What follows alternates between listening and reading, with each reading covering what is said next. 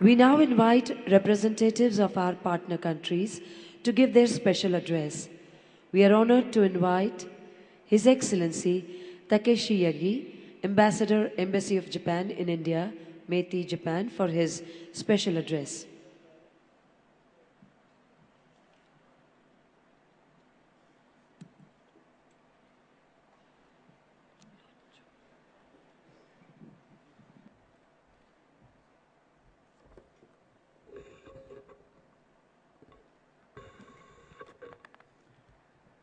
Honorable Chief Minister of Gujarat, Mr. Narendra Modi, distinguished guests, ladies and gentlemen, I thank you for giving me the privilege of addressing today's vibrant Gujarat Summit 2013 on behalf of the Government of Japan and the business community of Japan.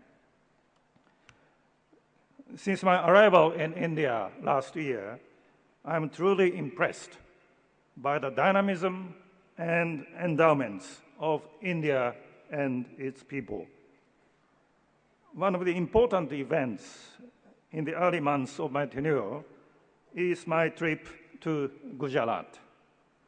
It was indeed an eye-opener to observe and understand at first hand the importance of this state through visits to such places as the BRT corridor, Sabarmati riverfront, and Gift City, and I shouldn't forget Ashram.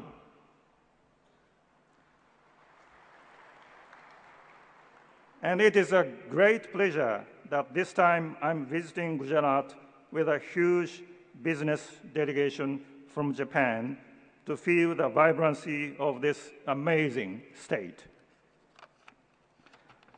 Japan and India are bound in many ways.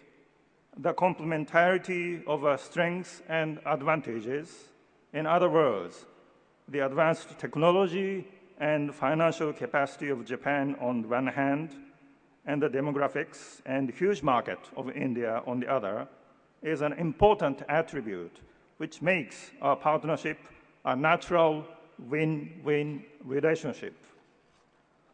Furthermore, as the global economy is now facing uncertainties in various fronts, our partnership should and can contribute to prosperity and sustainable development of not only our two nations, but of the region and the wider world.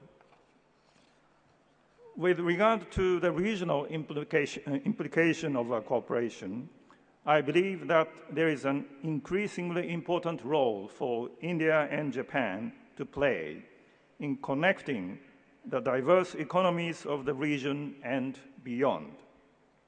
The Japanese economy has become, over decades, highly integrated with the East Asian economies. Meanwhile, India's trade is growing with ASEAN and Northeast Asia.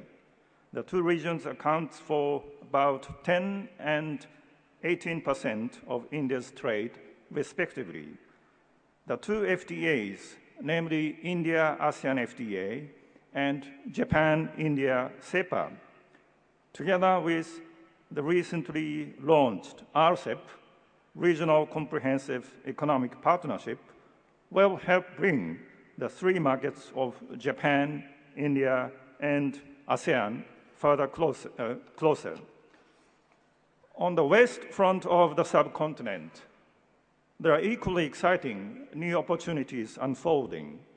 In April last year, Toyota cars, which rolled out of the Bangalore factory, left Chennai port and headed for the African market.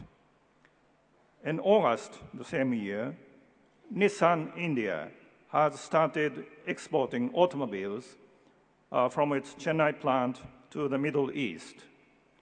And in December, Hitachi and Panasonic have unveiled their new business strategies to invest more than 5,700 crore rupees in India the coming years to make India their base to expand their business in Africa and the Middle East and in the Southeast Asia.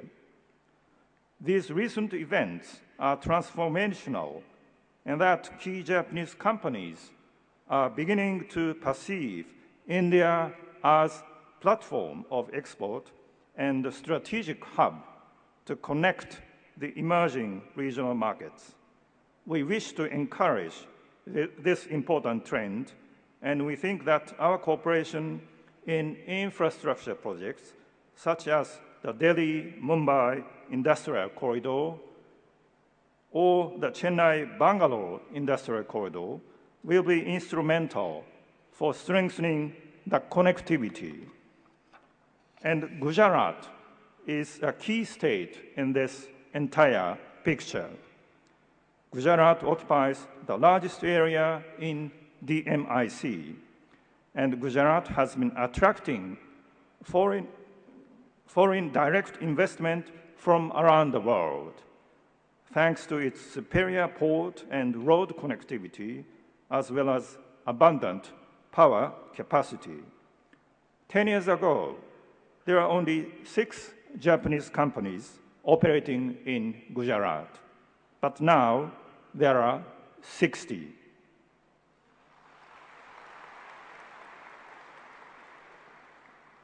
However, new bottlenecks will eventually emerge as industrial concentration develops. For example, stable and quality supply of water, skilled labor, environmental problems due to rapid urbanization. But in those areas, the government of Japan can be of help in the form of technical cooperation.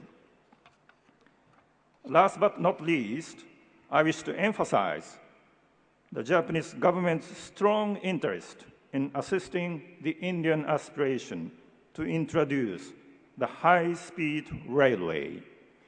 We understand that the first line is planned to be laid between Ahmedabad and Mumbai.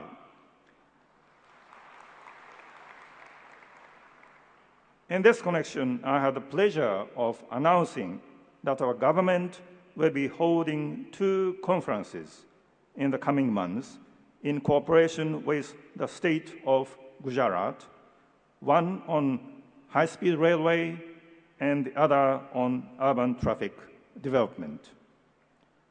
In closing, I'd like to once again thank the Honorable Chief Minister and government of Gujarat for giving us this opportunity to flag our interest in and express our commitment to promoting Japanese investment and business in Gujarat.